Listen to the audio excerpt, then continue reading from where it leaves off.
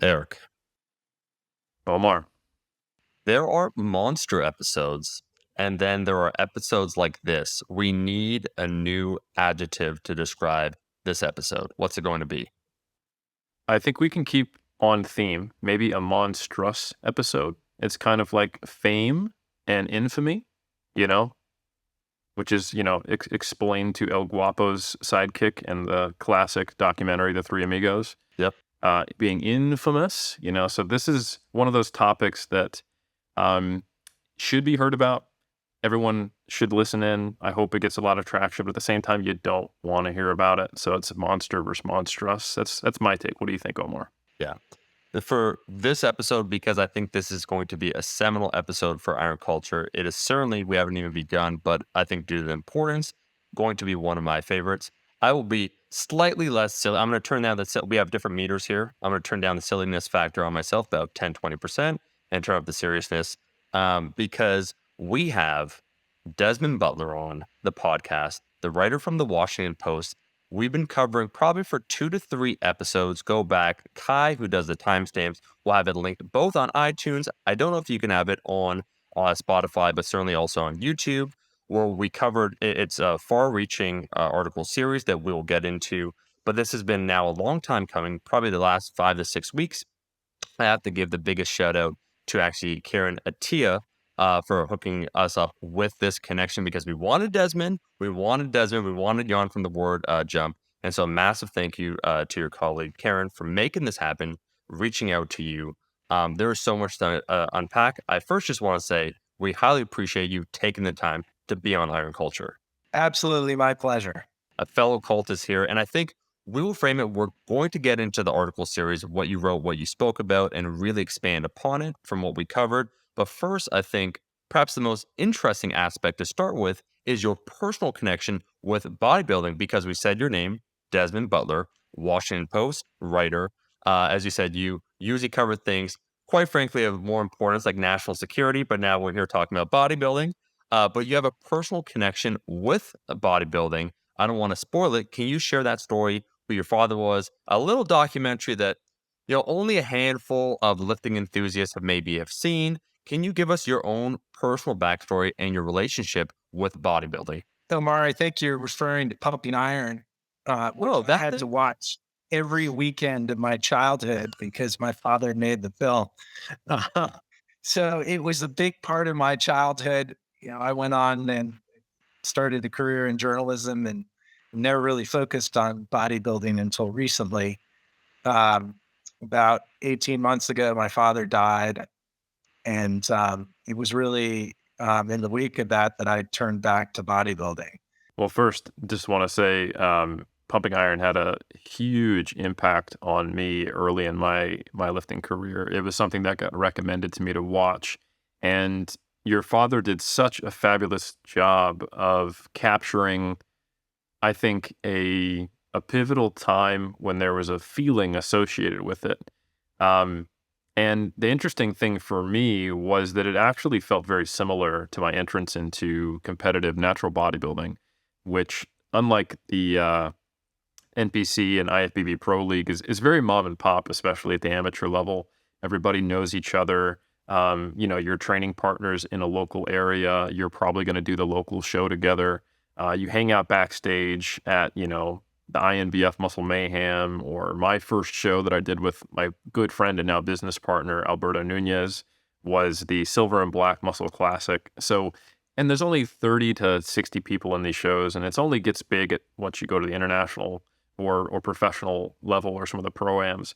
So it was a really cool feeling. And I think your father did such an excellent job in capturing that in the way that he interviewed everyone, and the really well integrated scenes of posing and lifting. And I think the timing, of course, of it being that era with the first, at least modern star in bodybuilding of Arnold Schwarzenegger. I mean, it's possible that something like this could have existed had the technology and the filming been available when Steve Reeves was around. But obviously it was just a different era of filming. But anyway, huge kudos to him. Rest in peace to him. And I think it is just so interesting and such a cool story. And it also gives insights to anyone who is wondering, like, oh, what does this journalist know about bodybuilding? Probably a little more than you might expect. And it also explains how you had the familial connections with some of these people. Because as I understand it, I could be wrong. It was actually at your father's funeral where the spark of the story happened. Yeah, that's right. I was, we had a memorial service in New York. And after the service, Wayne D'Amelia, who was a figure from my childhood, stopped me at the service. And he said something like, "This isn't the time or the place to talk about this, but I want to come talk to you about a possible investigation." And then several weeks later, we ended up hooking up and talking about what was going on in bodybuilding and whether I should look into it. Gotcha. So what type of relationship or did you have with Wayne D'Amelia? How long had you known him, and can you explain to the listeners just kind of where he sits in the bodybuilding industry? Yeah, I mean, Wayne is, I think, widely known as one of the most prolific promoters in bodybuilding history. He started running the Night of Champions in New York back in the 70s. And he was kind of my father's tour guide to the bodybuilding world at a certain point. Uh-huh. Yeah, and they were very good friends. And so he was a figure in my childhood and certainly often heard his name. And I had done early in my career some reporting on steroids in sports. And I hooked up with Wayne at that point, and I'd talked to him occasionally over the years. But yeah, I certainly wasn't expecting to spend uh, most of last year working on bodybuilding, but I did, and it was great because as I was mourning my father, it it kind of plugged me into his world. And it wasn't I ended up talking to a lot of people that knew him. So it had a kind of healing aspect. Well, that's great to hear. I think that makes a lot of sense, and it's interesting that you got to really look at bodybuilding from almost I mean, it's the same world, but it's a very different perspective, and I guess you're trying to capture some truths that maybe people aren't aware of, and and investigate it. While I think your father was trying to capture the feeling of an era. Do you think that's an appropriate description of the two things you were both doing? Yeah, it's a totally different pursuit, right? My father he saw himself and I think was an artist. And he Pumping Iron's kind of a funny film. It's an entertaining film, and it's a beautiful film. It's beautifully shot. Wow. And so, he was really looking at the storytelling and the aesthetics and and really what it's about is eliminating a subculture. Uh-huh. And in that sense, there's a little bit of an overlap because it's still certainly a subculture, and I'm trying to show what's happening behind the scenes a little bit. But I'm investigating it. He is explaining to the world what it is. So I have a question about, the process of investigation as a journalist. It is ultimately your responsibility to try to get it at truth. And given what started this journey that took all of last year in your writing came from someone who your family had a prior relationship with, and who also personally has, I'll say, a vested interest in what happens in the bodybuilding industry. And I'm certainly not claiming that Wayne had nefarious, reasons for coming to you, or guessing at his motivations. But how do you discern, fact from fiction, or someone's personal biases from something that's a little closer to what might be a bit more objective, if there is such a thing as objective truth? And how did you navigate that? I'm glad you asked. Look, there's no question Wayne runs a competing organization. He's definitely got an agenda. Mhm. But guess what? In my business, most of the people who give me tips have an agenda, Right. and our job is to sort that out. And the way that you do that is by talking to lots of people. Mm, In the end, Wayne was a pretty almost negligible first person source. mm, mm. He kind of launched me, suggested some areas for reporting, and I went out and I mean, between all of us, we must have interviewed hundreds. Yeah. And if one person says something, it tells you something. If six people tell you something, it's more likely to be true independently. So So, Desmond, for yourself then, Wayne was the spark for the idea from a chance encounter at your father's funeral. Can you walk us through from that point then what led to the article series? So it sparked the idea that, maybe something should be investigated. What was this idea and where did you go from there? Like, how did this story start to evolve then? yeah, well, we saw a number of kind of avenues of reporting. And there was one piece was about sexual exploitation in the sport. And then, we also noticed how many bodybuilders, prominent bodybuilders, are dying these days. So that was also something that we wanted to look into. And then, we were told that there were issues with the way that the NPC was managed. And so that was kind of a third bucket. And I think there's some other buckets, but those were roughly the three areas that thus far we've explored. And I'd say, Desmond, those three, they're almost an entangled web with one another because each play into one another. Where do you want to begin then with the story? Because once again, there is a lot to unpack.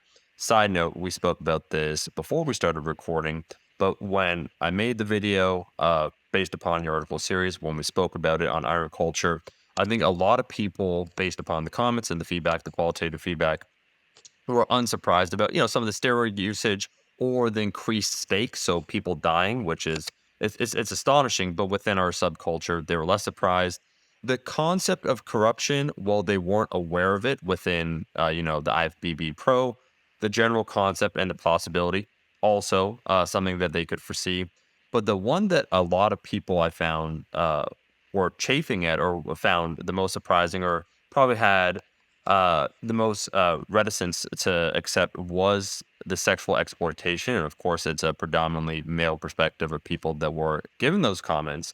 But everything is connected within one another. We're talking about a structure here, a bodybuilding organization. We're talking about a culture of conformity that allows some of these things to occur. So, where do you want to begin in untangling essentially this web? Because there's a lot of different moving parts. Well, I mean, maybe we could begin where we begun. Our first story was about the sexual exploitation. We can talk about that a little bit. Yeah. Um, I had heard from a number of people rumors that there were um, softcore. I had originally heard just pornographic websites that were run by J.M. Mannion, who's the son of Jim Mannion, who, I think most of your listeners probably know. Um, it runs the NPC and the IFBB Pro.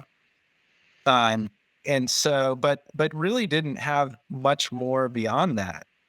Um, and so, but we started tracking it down, and there was kind of a little bit of a digital trail. The websites in question don't exist anymore. They're not active, and so we had to kind of do a little forensics to track them down. But we were able to find archived versions of them, and suddenly we're seeing pages where there are many dozens of oftentimes very prominent female bodybuilders on these sites. And my first thought of that is sort of skepticism that you could persuade so many of the top athletes in a sport to take their clothes off or to appear on softcore pornography websites. So that was kind of the start of it, and then we started talking to some of the people that were on the sites and hearing a lot of those stories. My first thought is, let's paint the rosiest of rose-colored glasses and say every single one of these competitors was like, no, I would love to supplement my income. I have no issue with that. It's my choice. More power to me. Oh, this looks like a great contract. Awesome. Cool. That's over here. Competition's over here. The fact that you're Jim Mannion's son has no bearing on anything. Even if that was true, like that's at the very least a pretty serious conflict of interest to manage. And I would encourage people just to think, like, if we do want to take bodybuilding as a serious sport, or even as a not so serious sport, because it is just sport. Can you imagine if it came out that, say, women's tennis, that the son of the person who was running the recognized Olympic body was approaching or even just running a softcore porn website, showing women's tennis players, there would be some pretty serious discussion and outrage around it of the perceived conflict of interest. Maybe I'm more sensitive to it as an academic. Like when I have to do a study, we have this extensive form. In the States, it's called an IRB. Here where I live in New Zealand, it's just the University Ethics Board. But you have to manage not just actual conflict of interests or actual coercion, which there shouldn't be in the first place, but sometimes there is at least conflict of interest. You have to manage perceived conflicts of interest. So, for example, in the field of strength and conditioning, where I did my PhD and my master's, if you were to be a strength and conditioning coach and you wanted to, let's say, work with the athletes in a research capacity who you actually provide strength and conditioning for, you're typically not ethically allowed them to ask them to participate in the study because of the power imbalance. So you would have to have an email that gets sent out from someone else unattached to it, and then that would have to be anonymous to you whether they did decide to participate or not. So you have to figure out, okay, well, who collects the data? Because I'm going to physically see them. And that's just like the normal ecosystem that we have to manage in a research setting for something as innocuous as asking them to jump on a force plate for an hour and see if that's related to, their sport position. That is not allowed at the university setting, and you have to manage it. So just that's kind of where my head's at, and going like, yeah, even the best case scenario, this is at least a pretty serious conflict of interest. And Eric, there's more layers to this too, because J.M. Mannion's not just the son of Jim Mannion. He's also quasi the official photographer of the sport. It runs npcnewsonline.com. And, he is a ubiquitous presence in the sport. And so, also at that time, he was running a management agency, managing the careers of some of these athletes, which, you might also ask about the conflict of that, because the widespread perception was that if you joined JM's team, you would do better in the contests. And in fact, we found some judges who said that they were influenced by JM and Jim on behalf of, some of the athletes. So it really goes, it's not just the ick factor. It goes to the integrity of the sport. And that's, what's more important in the sport. Well, Desmond, what I was going to say, I would implore everyone, if you haven't read the article series, we will once again, Kai will link it in the timestamps down below for you to check out, because I think one of the most impressive aspects of it was how thorough you were.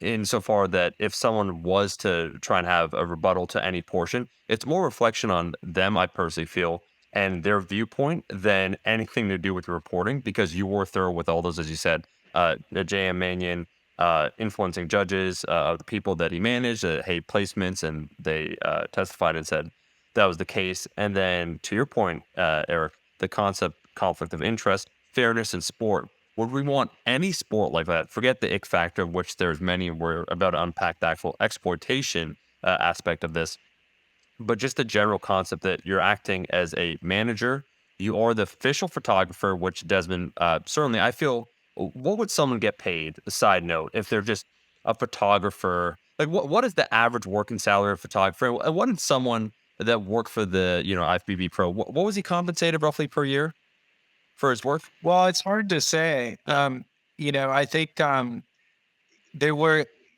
for the NPC, there were public records because it was for a time a nonprofit organization.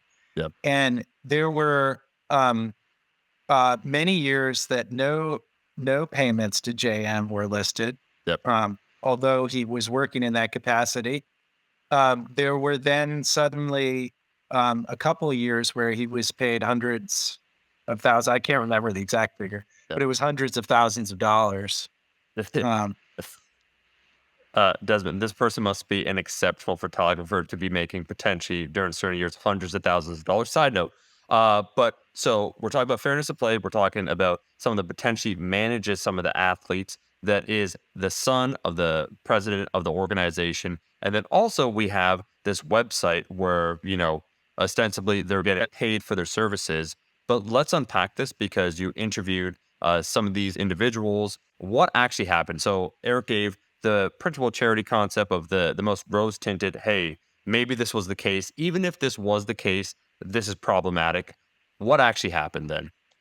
well, I mean, we had a number of different scenarios. We spoke with uh, at least close to 2 dozen, I think, around that of the women that appeared on the site, um, and some of them, I think, even maybe a majority of them, did not appear nude.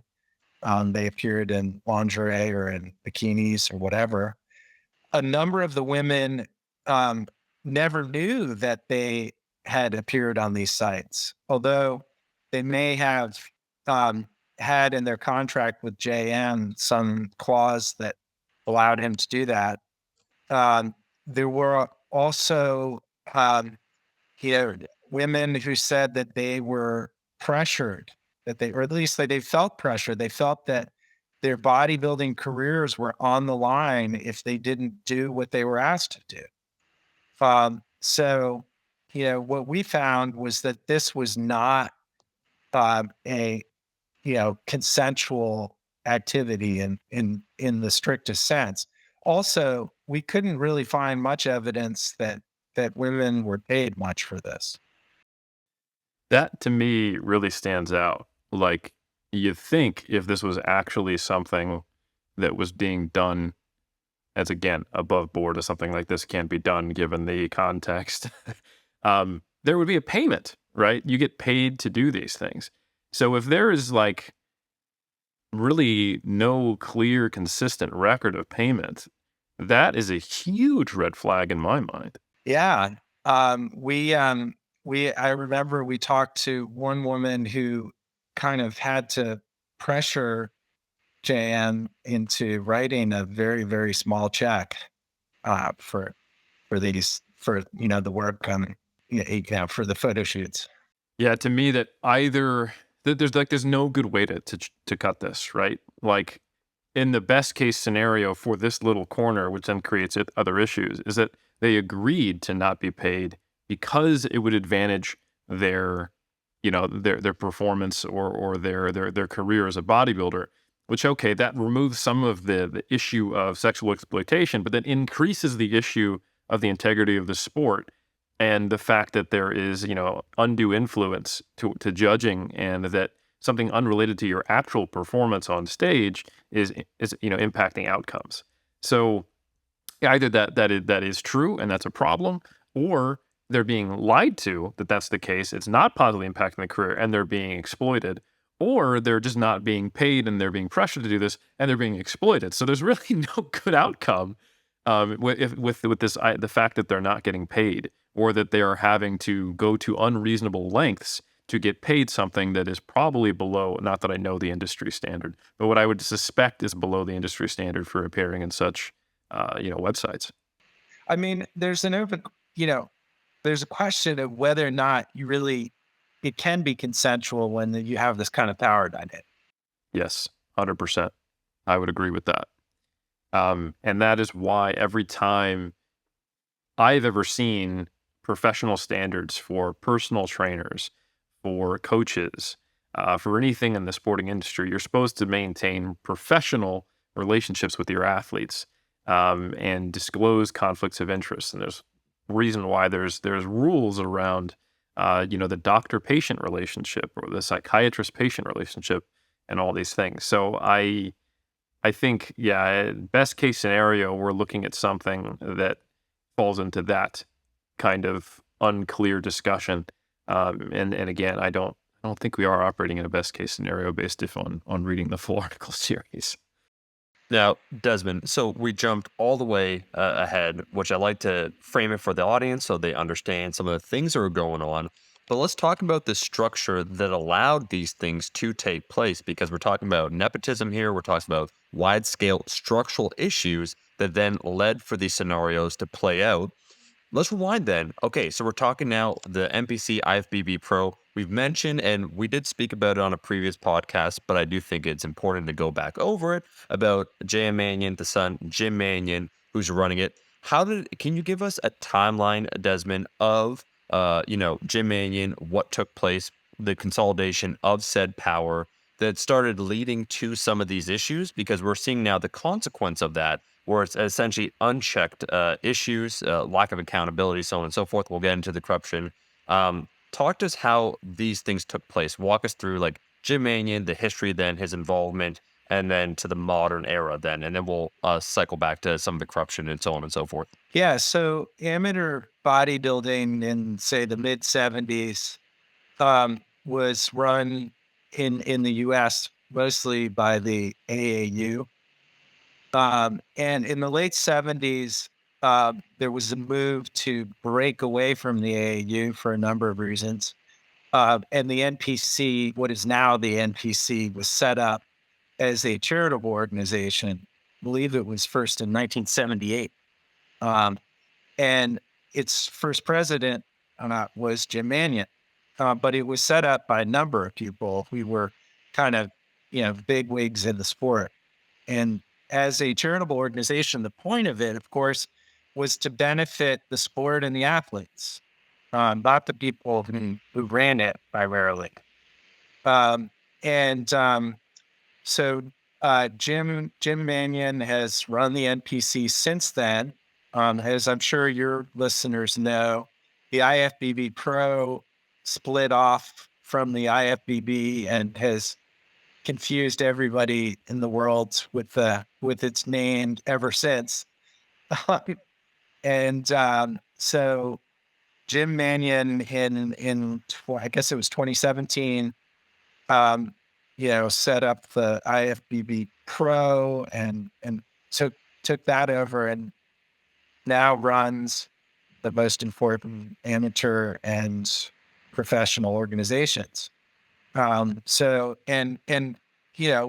part of what we were reporting on is kind of consolidation of control over a big part of the sport over decades, and who that benefited. It's an interesting situation, just to give some a bit of an international perspective, given we have a bit of an international audience. So this split, and I won't spend too much time on this tangent. The split in 2017 is interesting because the IFBB has always existed as a international organization. It actually briefly was approved for the World Games, although bodybuilding got taken out of the World Games for doping violations. I think that was 2009. I can't quite remember. But nonetheless, this is a pretty big sporting organization that has many, many international affiliates. And essentially what occurred is that it split with its U.S. affiliate, which was basically the NPC.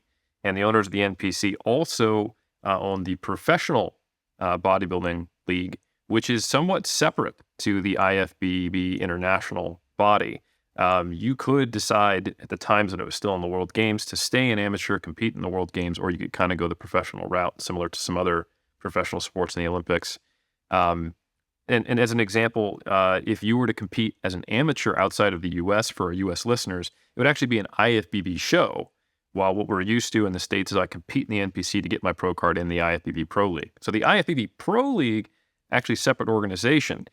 And the problem, you could make an argument that the IFBB International is actually bigger. It's in more countries, it has more competitors.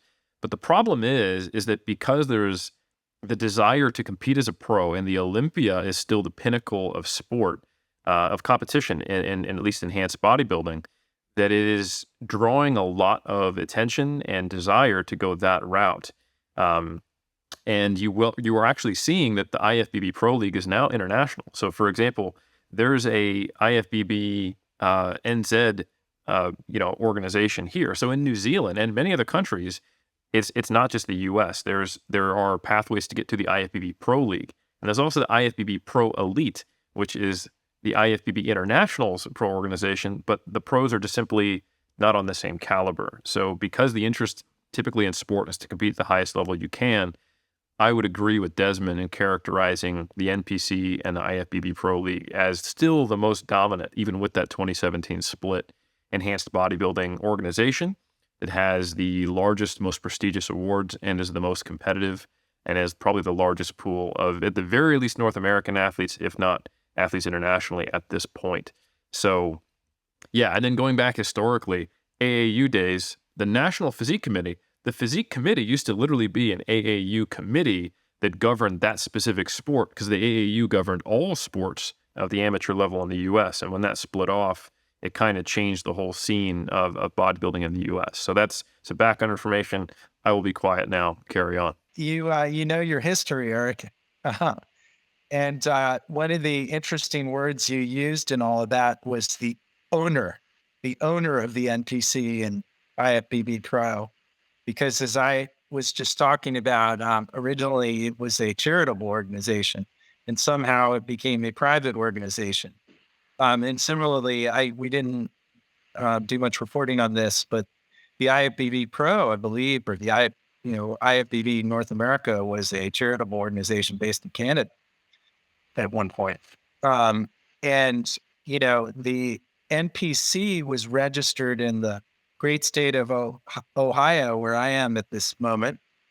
Um, and uh, Under Ohio law, you can't turn a charitable organization into a private organization. It can't happen. And yet it did. So that was that was a big question that we drilled in on in one of our articles. And I think, Desmond, that's a symptom of everything that you see that falls within the organization. The owner, as you highlighted that word, were, I think, one of the notable kind of narrative aspects in one of the articles was the Goodfellas poster and just the way things are run, where the culture of conformity we referenced before. And maybe let's get into that a little bit, where I think some people were astonished once again. So you bring forth a lot of this information and the whole concept always, when there's a whistleblower, when these things are discussed, why wasn't this brought up before? Always, right? Like, okay, so if this was an issue, Desmond, we're talking about the exploitation, sexual exploitation, we're talking about corruption, we're talking about fairness in sport, it being an issue. Some people get in favoritism, we're talking nepotism. If all this stuff was happening, it's happening for years and years, why did no one say anything? Let's unpack that aspect because I find that very interesting that I guess I'd phrase it this way that I think other organizations probably not that they do a better job of covering up their tracks, but it's almost like a blunt force, like a bludgeoning hammer that is used within the culture of conformity. Where, as I understand it, maybe coercion is not the right word for it, but within the organization, there's intense pressure not to speak out, to act a certain way, and that if someone is to say something that not through intimidation, but once again, there are certain means with which to try and get people to conform. I'll let you, Desmond, break it down, but let's unpack that whole idea that we're going to get into the corruption, but why did no one speak out? Like, what is that culture? What was observed culture within this organization that emphasized behaving a certain way? Yeah, Omar, I would say what sport doesn't have scandals? Right. right? Yeah. I think Eric earlier was talking about what if we'd seen some of this in the NFL. A great former colleague of mine who's now at ESPN's been investigating Dan Snyder, the head of the Washington Commanders, and it's pretty revealing. And now there's a lot of discussion about it. Yep. You don't see that much of that in bodybuilding for some reason. And we touched on this a little bit in our reporting, which is that there is a culture within the sport, certainly within the NPC and IFBB Pro of not speaking out. And we talked to people who explained how there are often repercussions for speaking out. Although I've had a connection to the sport, this was great territory for me as an investigative reporter because it meant that there really hadn't been a lot of scrutiny for so long, and it left a lot for me to write about. And Desmond, can you perhaps give us some examples of when we talk about this culture of conformity, how things should go, and then how things did go under this organization, either people what they should be doing, or even a little thing, well, not little things, there's nothing little here, but in terms of judging. So we talk about the fairness of sport. Can you give us just a few of those examples of how this culture was emphasized and reinforced? Yeah, I mean, look, I think most people would imagine that or believe that if you have an organization that's running a sport, you're running the organization for the athletes, for the fans, for the integrity of the sport, right? And That doesn't, our reporting really showed that wasn't always the case. But it just seems like there the the few instances that we saw where people tried to speak out, it was, shall we say, career altering for them. Yeah, it's having read the articles, it just seemed like the people who are willing to speak out had either already been kind of blacklisted.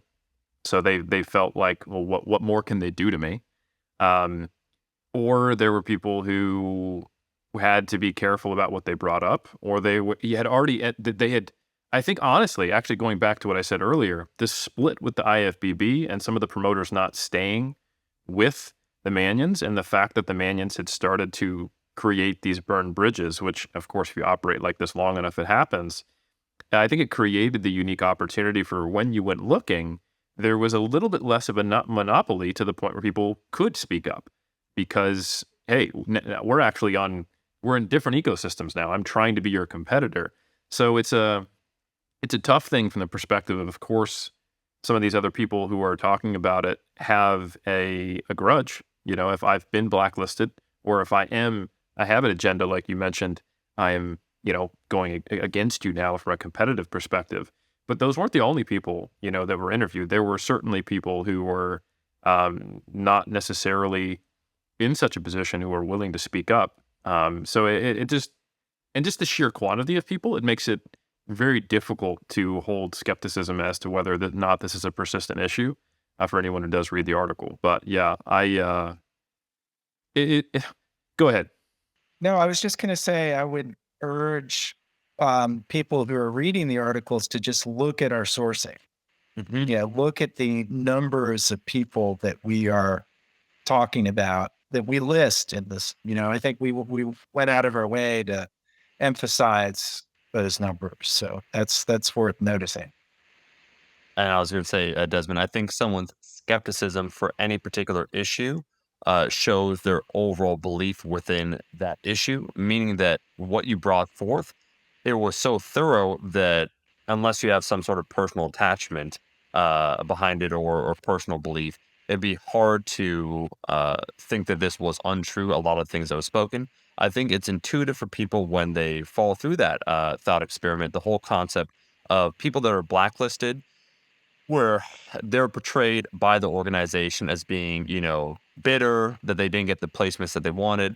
But let's come up with a theoretical concept that you're entering a competition. You think it's going to have that fairness where everyone is judged equally. But if there's favoritism involved, naturally the people that will do better are the people that are in the organization that are going along to get along. So they keep getting that resonance of promoted further and further and further. They're a more public figure, they're a bigger face, and they will then echo the general thought within the organization. I love it. It's great. The owners are great. So you're hearing this amplified over a massive organization, right? Yeah, tens of thousands of people. They have a marketing arm. So you're hearing one channel, the largest channel, say something very loudly. Now you have other people that, through various means, maybe there is an issue of favoritism, so on and so forth, that did not get those placings, and now they're starting to speak up. Well, they're not the winners, so clearly they were the losers, and now you can form this other narrative that because they were losers, they're speaking up rather than there wasn't an equality in terms of access or opportunity to compete. They didn't get where they wanted because of the lack of unfairness, the lack of fairness within the sport, and thus they're choosing to speak out. So it's almost a self-fulfilling prophecy that anyone that speaks up automatically becomes someone who is an iconoclast, that's someone who has an agenda rather than it being the reverse, that there is an organization that puts forth certain people, and thus they become essentially speakers on behalf of the organization, almost like a piece of propaganda that is hard then to imagine would be taking place. But I can see within, once again, an organization like this, it's certainly taking place. And so I like the fact that you highlighted that. And just a side note, I can only imagine when you said an organization should be athlete focused, how disheartening it had to have been for dozens or hundreds of competitors potentially over the years, where they want to do this thing they love. They entered, and it's almost like a Wizard of Oz scenario where things aren't what they seem. And the thing they're most passionate about, and in particular, we're talking about sexual exploitation, the women, where some of them, like, this is what they want to do. And due to their experience, the incredibly negative experience, they'll never do it again. They've gone out of it. So it's not an athlete focused organization whatsoever. And then the people that speak out, that's the reason why we perhaps didn't hear as much about them, because they don't have that channel in order to communicate it. And that's why I was surprised and slightly disappointed that when we covered it, because we tried, with our podcast, there's tens of thousands, and our audience was receptive, but it just wasn't covered at all within the like ecosphere within the fitness community. Yeah. I mean, I'm just going to one point of correction. Right. It wasn't always the losers that Yeah. we've had, the people who didn't take the podium that we spoke with. Yeah. For instance, we spoke with Jen Gates, who was an Olympia winner, who, told her story, and who I sat down with, and she learned for the first time that she had appeared in a bikini shot on JM's website. And she told her story about what it felt like to be a top athlete in the sport, and how difficult it was, and how how she looks back on that. So I think that, for the people who say this is just a bunch of losers who are whining, that's not actually true. It's an important point of distinction, and it's yeah, it very much to me seems like there's an ecosystem of extraction from the athletes rather than serving them. When you hear about top athletes being put on a website, I mean, it might make you wonder, for those who are really not familiar with sport, like, well, hold on, how are they? Where do they get these lingerie pictures? Well, it's like, stage pictures are. You can take them in such a way to sexualize the person even when it's not intended, because of the competition attire we have on stage. And when you're the photographer for the organization, you get to decide how those pictures are taken.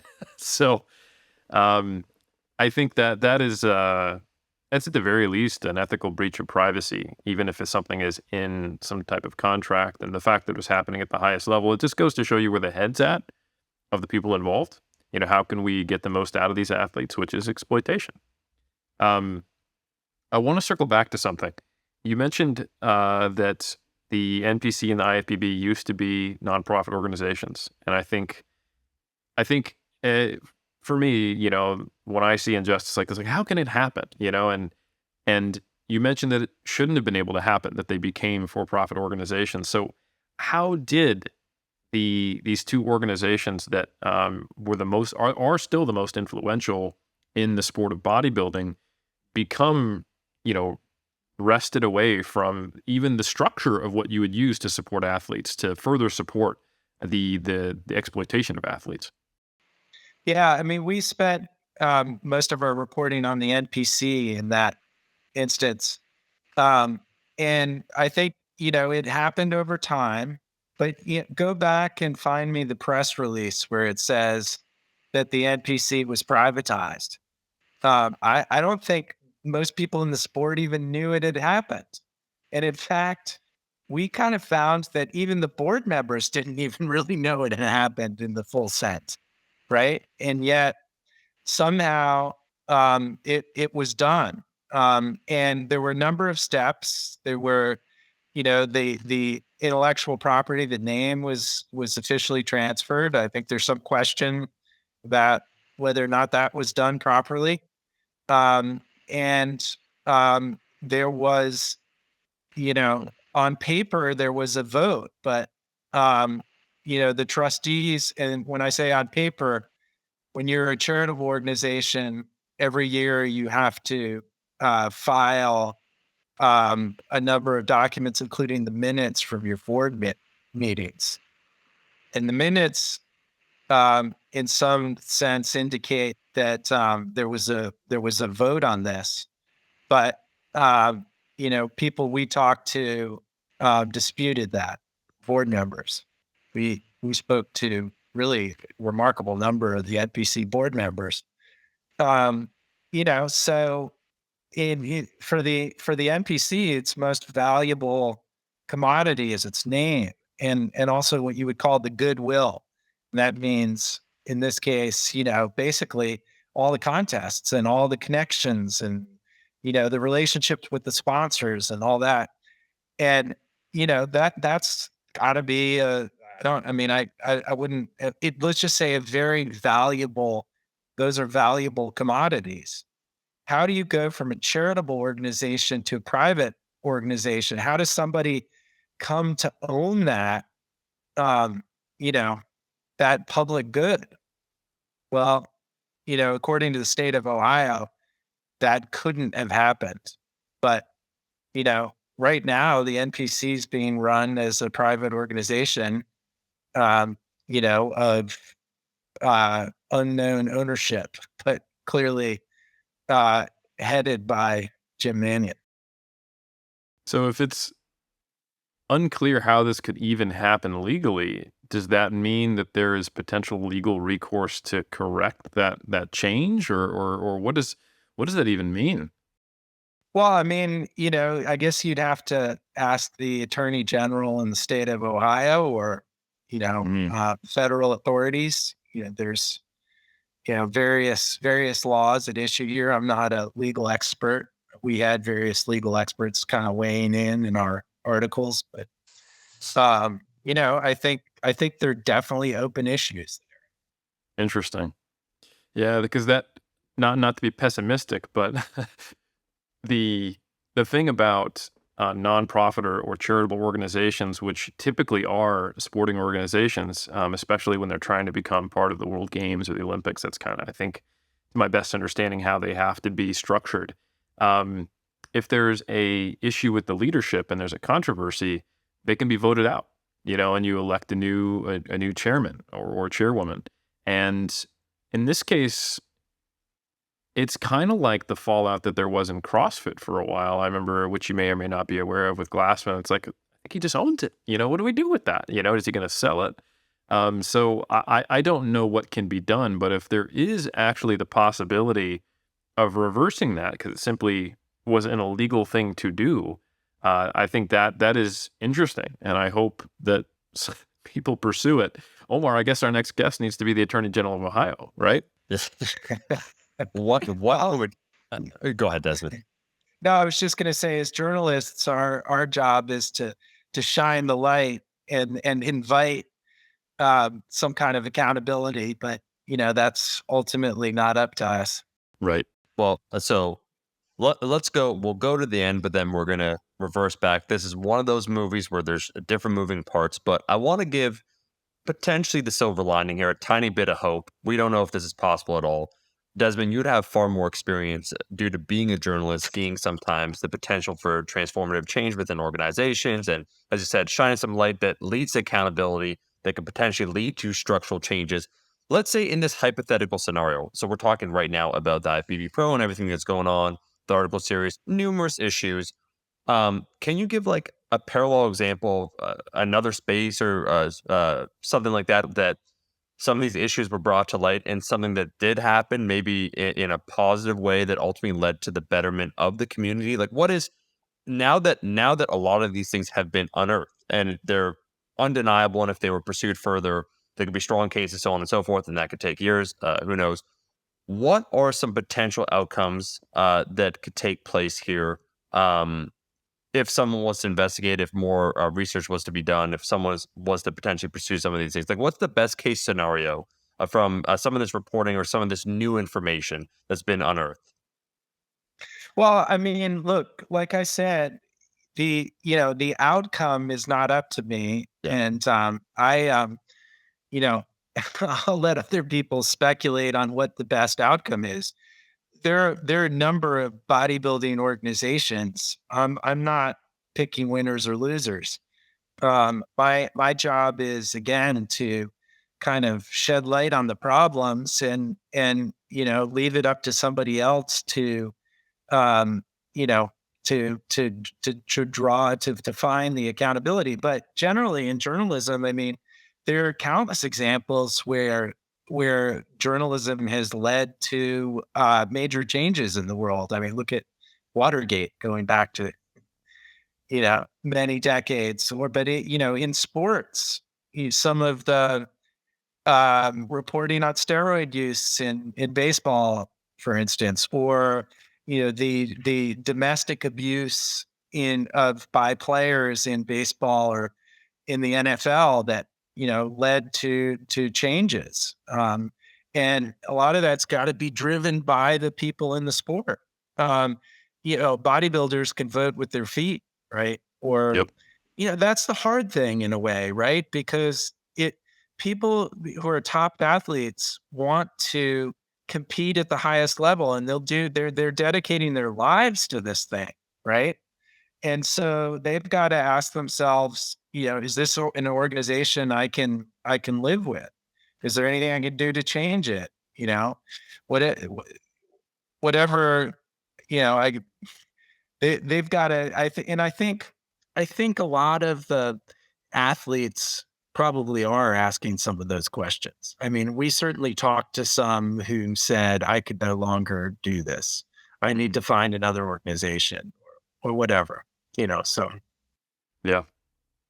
I think ultimately that is kind of where it starts, is that like if there's a company that is doing something that we don't like, I think some of the initial responses are to promote boycotts or alternative things, and people, carry on the baton of shining the light. And then that can create pressure to where if the organization suffers financially, then now all of a sudden they have a motivation to perhaps make change. Because of course, who's motivated to do the right thing by ethics? That never happens. But yeah, it's an especially cynical view I have when you have this generational nepotism and exploitation going on, and the transformation of a nonprofit into a for-profit organization. It's not exactly a hope-filled picture of change occurring specifically within the NPC and IFBB, in my opinion, Omar. But I think it's the only thing we can do is be fully aware of that. And something that I have brought up many times on Iron Culture is just the philosophy of informed consent. And I think, like you mentioned earlier in this podcast, Omar, a lot of people are unsurprised by the drug abuse and the fallout health-wise for that, and how kind of insidious and sometimes incestuous the relationships are. There was even incidences of it seeming like supplement company sponsors being back channels to pay for athletes, drug use to their coach, and some of the Washington Post article, which I found that surprised me. And I'm not in the enhanced scene, but I am aware of what's going on in bodybuilding. So that was just like, oh, wow. and just seeing that, like, a lot of these coaches, they don't have like CSCS after their name. They have like convicted felon after their name. So just kind of like, having that really kind of shown in my face, like, oh, I see, you're a coach slash drug dealer. So I think, anyway, some of that stuff we just assume, or the responses in the YouTube comments, Omar, to your point, they seem to act like, look, everyone knows exactly what's going on here. This is these are adults deciding that they want to use far more performance enhancing drugs than even, people who are doping in other sports, and they know the cost of their lives, et cetera, et cetera. But I think the missing piece here, and off camera, you mentioned this, Desmond, is that the duty of care of coaches. And again, the dual relationship and conflict of interest, that if you are not only suggesting to your athlete, at the very least, that, hey, here's the compounds I suggest using, and maybe they're doing that through some type of TRT clinic, but at a high level, it's just way beyond that, as we learned from our discussion with Dr. Escalante. Um, but not just that, but many times the coaches are then saying, yeah, you need to do this. I'll invoice you for it. I'm the one actually selling it to you.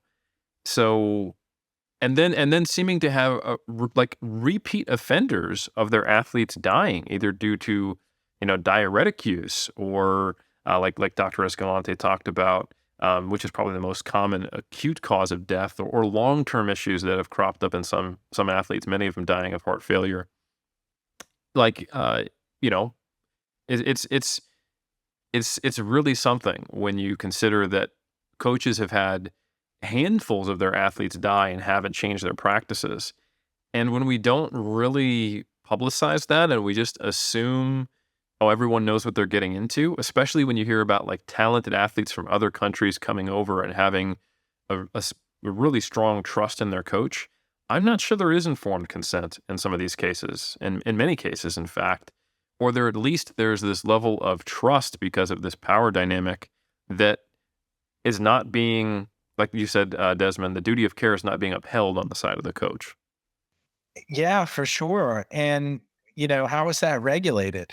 What regulation is there? Who is holding, when a coach has multiple athletes who, you know, collapse and die, who's holding them accountable, right?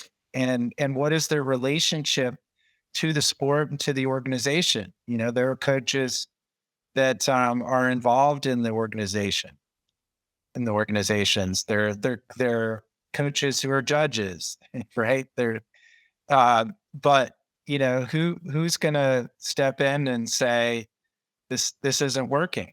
And also with these issues, it's pretty clear to me that also that people are not inside the sport are not shocked by the steroid abuse, and certainly I think people outside the sport are. But you also have to really kind of focus on who has the ability to do something about that, right? Because it's not just about a choice of whether or not to do serious drug testing.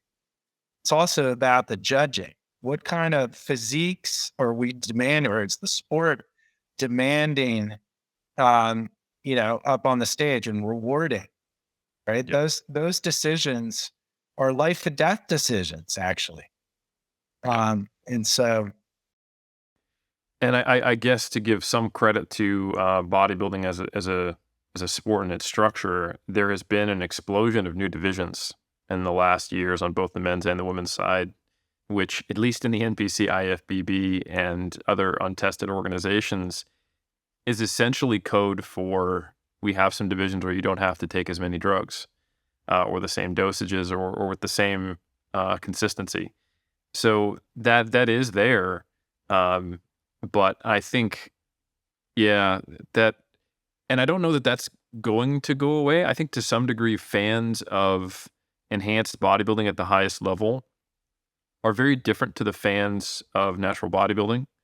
Because one, in natural bodybuilding, it's always just your family, and they're forced to come and sit in the audience and watch, because who really wants to watch a bodybuilding competition?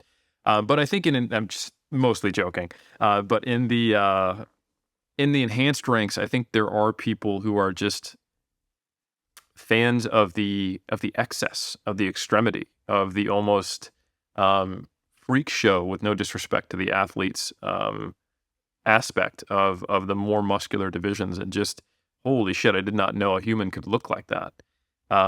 So I think there's probably always going to be a interest in that, and I think there's always going to be people who are interested in pushing their bodies to that extreme, and I think that's okay, so long as there is that informed consent, so long as that coaches are actually honest about the health risks and care.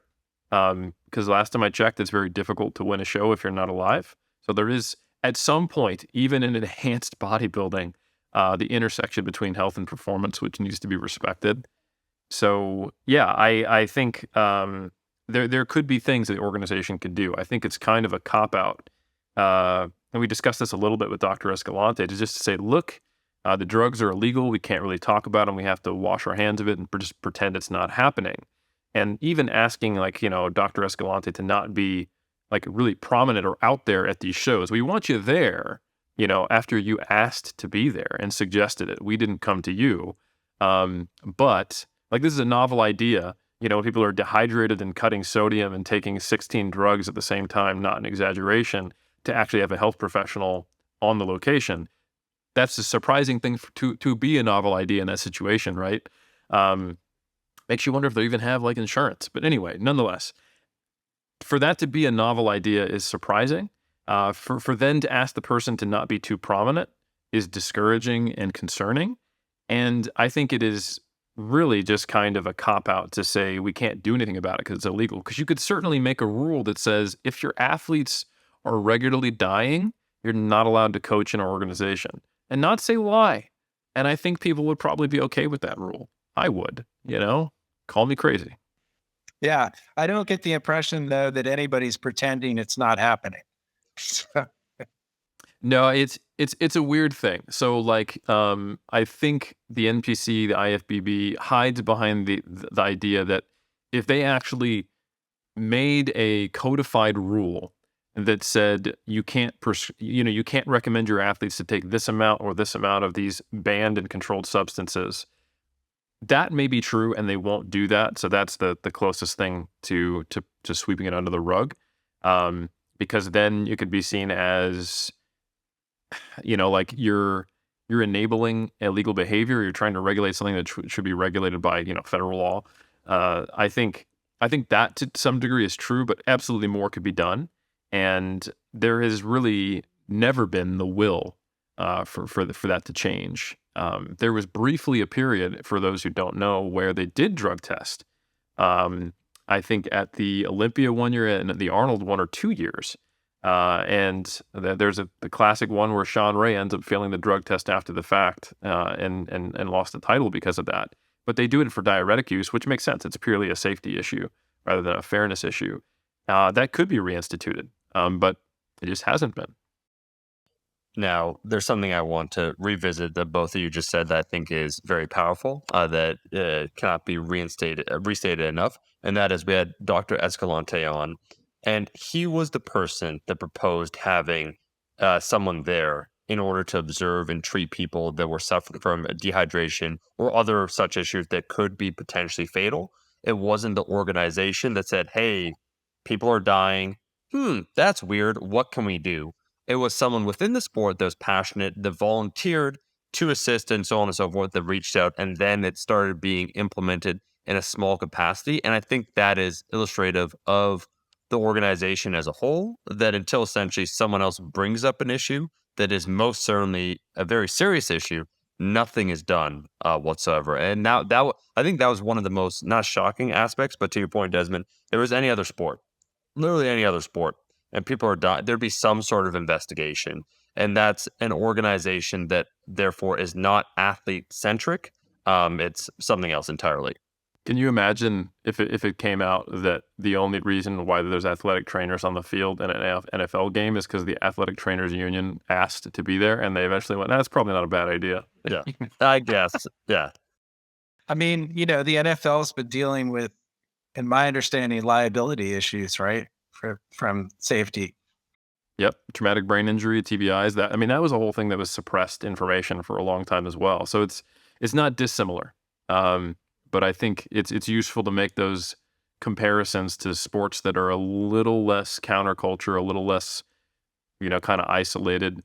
I think some of this does come from bodybuilding being seen as this subculture that is, I'd say, default setting looked down upon, negative assumptions about it, and seen as kind of like deviants.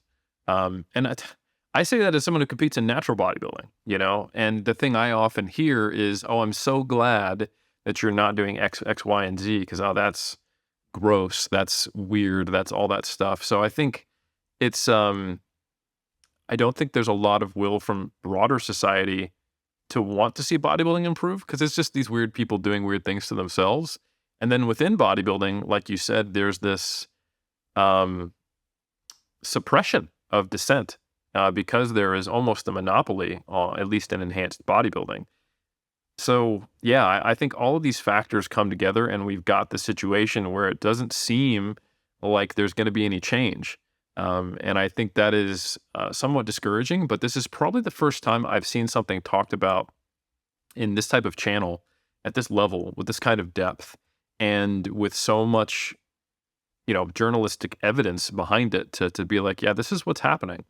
So I don't know. I feel like the needle's moving forward. No pun intended with the needle, but I don't know where it's going to go. At the very least, I hope it's an opportunity for more drug-free bodybuilding organizations to keep growing and to keep gaining popularity. But yeah, I don't know about you, Omar, but I am curious to see what the future holds. I come, from a perspective of the sort of the spirit of pumping iron, that there's something great about bodybuilding. Yes. And I've been doing these investigations that are highly critical, but I'm also doing some reporting to try and explain why people do bodybuilding and what's great about it. So I'm actually a fan. It's, I think I understand why people would think that this is just a hit piece, because it's exposing a lot of things that don't make bodybuilding look good. To me, I refuse to say that the IFBB and NPC have a monopoly on bodybuilding as a sport, as a concept, because it is historically older than that. I think it, like you said, it taps into something that is beyond sport. There's even debate in philosophical circles, which I'm a part of, as to whether or not it's an art form or a sport or a bit of both. And I think it is a bit of both, and it always has been, from if we look at the physical culture days. And I think it speaks to, like I always make the distinction between doing this for aesthetic reasons or ascetic reasons. The asceticism that's involved in the pursuit of bodybuilding and trying to do that which some sculptors do with clay with your own body, as actually Arnold Schwarzenegger pointed out in the movie Pumping Iron, I think captures it so well. And because it is just so damn hard and you have to put yourself through the crucible, it ends up being transformative mentally. It can also be damaging, I will admit. I think there is some essential qualities of human existence that are expressed through bodybuilding, as strange as that may sound, because it is just flexing after you've painted yourself on stage in a Speedo. I think it is so much more than that. And I think there are so many positive things. So I don't think we would be having this discussion if we weren't fans, if we weren't disgusted by how it could be exploited, because we wouldn't care, So to just claim it's a hit piece, there's not enough mainstream concern about bodybuilding for it to be a useful hit piece. Like you do a cool hit piece on something that people care about, not bodybuilding, right? So yeah, except one of the things that's fascinating to me about bodybuilding is that it is a niche sport, but it has this outsized cultural impact. yes, And, I think the great legacy of pumping iron, and I wouldn't give my father all the credit for this, but, of that era, is that people, watched that and kind of wanted to be a little like that. And suddenly there's, gyms opening up in every town. And, you get the kind of Jane Fonda era in the 1980s. And people are exercising, and that's a really good thing. right? hu- And at the 100%. same time, you know, there's this kind of laboratory aspect to bodybuilding that you guys have really touched on a lot in your show, where kind of, for better or worse, a lot of the things that bodybuilders are doing spread to other sports. So the football players training, they're kind of watching what's happening, and the huge industry that is the supplements, is really the tip of the sword is bodybuilding. So it actually does matter in culture. 100. I agree. 100%. Desmond, I was going to say that, look, you're part of the cult. You're in the Iron Cult. And that's why we do put underneath it, our slogan is for all lifters. We both care, all three of us care about it. And there's a reason why we're speaking about it then and bringing attention to it, because we want to see, hopefully, some changes in the future in a place that's essentially unregulated and there's unchecked power structures like within this organization where they have such a large, once again, marketing arm that it's unsurprising that one, no one spoke out about this, and two, that when it came out, it can embolden potentially other people. Think about it, Desmond. You released the article series and you interviewed a few dozen people. Other people that had similar experiences see it and maybe they want to reach out, but it kind of has such a like a iron grasp on everything that everything's still frozen essentially, and nothing really is being spoken about. So I think maybe for myself and Eric a little bit, part of the process is that you have to hold on to some piece of hope. And it's a little cathartic talking about these things because then you bring attention to what you want to see change. And then we have our listeners and you hope for the next generation. What I wanted to ask you, kind of concerning that, you wrote this series. I'm sure you uncovered a lot more, maybe other interesting aspects that, again, weren't necessarily of a negative aspect within the sport. You did it, you said it was over the course of a year. What are maybe some aspects that you didn't share within the article series that either you found interesting, potentially profound in terms of its impact on the sport, or just things that had potentially greater implications that maybe an article series hasn't as of yet been written, but it's something you've been thinking about, mulling over. What are some other aspects? Because you spent, as you said, as I understand it, almost a year on this. Yeah. I mean, I don't generally like to kind of go through my notebook and talk about the things that we haven't published, Right. in part because I don't think we're totally done with this. Hmm. Um, but also just because the rigor that goes into our journalism, the kind of final product of that is something that's published. And so, you know, I might have noticed things that are really interesting, but didn't quite nail down, Yeah. so we I like to stick to what has been published, but I will say that along the lines of what I was just talking about, I am trying to write some stories that are about why people do bodybuilding and what's great about it. Because you know that I, like I said, I'm a fan. Well, Desmond, we cannot wait to read those. I would say then, circling back kind of to what we're discussing about the entirety, we'll stick then within the article series and everything that you wrote about.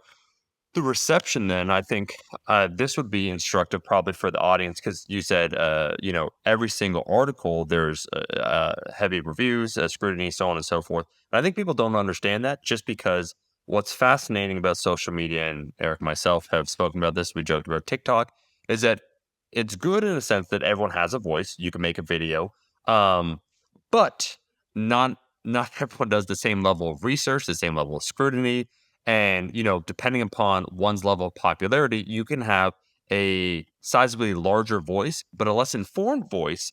And I think it's kind of become in vogue, like either an article will be released, and to Eric's point, where he said, yeah, it's a hit piece, this and that, and they'll mischaracterize it, and they don't understand the level of research that goes into it. So you have people like, let's say, on a YouTube channel, or let's say a blog, TikTok, as we joke about, and they'll speak about something, and that is equated with the same level of authority as something like an article series that took hundreds and hundreds of hours to actually do the accumulated level of research. Can you maybe explain the journalistic process to the listener very briefly of maybe one of the articles, like the hours, the revisions, the editors, just to show how when we talk about the thoroughness, I think that's one of the aspects myself and Eric, knowing a good amount about the sport, were impressed with is that we knew that the research was done and it was done well. So maybe once again that would help give a robust perspective as it relates to this article series. You can use any of them. You don't have to list one in particular, but just the general process from the start. You want to write something to when it's actually published, what it looks like. Well, in this case, we talked about how I got this tip. Yep. The tip is great, but you don't know how reliable it is. Yep. And you go out and you start talking to people and you get other tips and you follow leads. But the key thing is that you're trying to convey some kind of authority in your writing. And you do that by being really transparent about who you're talking to, and how many people you're talking to. Now, of course, we, sometimes use anonymous sources. Um, we quote people sometimes without using their names because they don't want to give their names, and we have that level of trust. But there's kind of a hierarchy of authority, right? And if somebody's willing to put their name out there and take the liability of saying something, for a reader, that's got a lot more authority, right? And if three people are willing to do that, that's even more. And if it's a dozen people, even more. And if you go back and read our articles, and you said this earlier, like look at how many people, um, spoke out. And some of them are anonymous, but mostly not. And you said, the hundreds of hours that went into this. We had dozens of people working on these articles, from the reporters to the videographers, photographers. We had design people, multiple editors.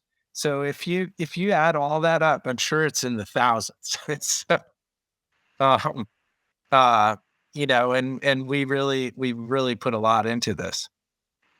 Eric, you can have that thousands of hours of work, research, so on and so forth, or just one YouTube video of one person's opinion, and they're like, "Nah, I don't believe it." It seems like a pretty inefficient process there at the Washington Post, actually, the more you talk about it, because I could just be bam, and I don't have the scoop, I got my scoop, Desmond. So maybe you should look into just saying whatever the hell you want on TikTok as a future model. I don't know, just something to consider. This is one of the casualties of the social media age.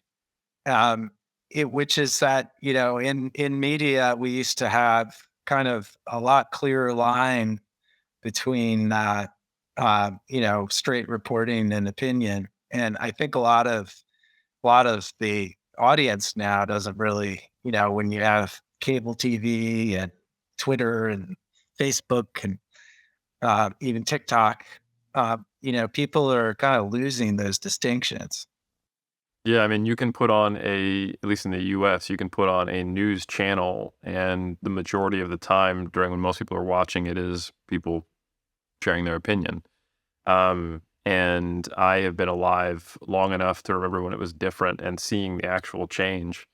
Um, I actually think one of the best examples of it is an Anchorman as kind of like a comedic take on it, showing how they had this conversation in the newsroom, like, well, why don't we just talk about the car chase like the whole time? And and it all of a sudden, like in this, this fictional universe in San Diego, it becomes like the modern media that we're used to. And I think they highlight that contrast really well. But I think without going down quite a tangent, I just want to provide you, Desmond. First, I want to say thank you for everything you've shared with us and kind of a behind the scenes look into the article series and hitting the highlights. Is there anything you feel like we should cover or that we should bring up or that wasn't clear enough in this podcast discussion about them that you want to touch on before we maybe start wrapping things up? I mean, we could go on and probably keep talking for hours, but I wouldn't direct your question. Fair enough. Spoken like a true journalist. No, Desmond, we're cognizant of your time. And like we said, we encourage everyone, if you haven't already read the article series, to read the article series. And I will say this, Desmond, do you have an ETA for the new reporting that you're doing concerning bodybuilding and why people do it? Because what I would say, we would love to have you back on after that reporting, and maybe then it'd be a nice companion piece to this one. I don't like creating deadlines with editors, and so I'm not going to do it with you. Yeah. Yeah. Smart man. Yeah. We'll see you back in 20 something something. Yes. I think we can safely say it will not be in the year 3000 or later, Omar. So that was, if that's hopefully that's a deadline you can work with, is in the next 900 years. Okay, cool. Yeah. Well, Desmond, I just want to say, really appreciate you taking the time, and really appreciate you and all the other, it sounds like dozens of people that worked on the thousands of hours that went into this. Yeah, hopefully the baton is picked up. We're hopefully trying to carry it a little bit here on Iron Culture. We look forward to your work you do in the future. Great. It's been terrific talking with you guys. No, Desmond, highly appreciated. We appreciate every single one of you for listening to another episode of Iron Culture. You could go ahead and leave a rating and review. It is on iTunes typically where we'll read them. It goes up to 5 stars. The average rating is 4.8. Go ahead and leave a rating and review, and we'll catch you every single insert date here from now until the end of time. We'll catch you in that next episode.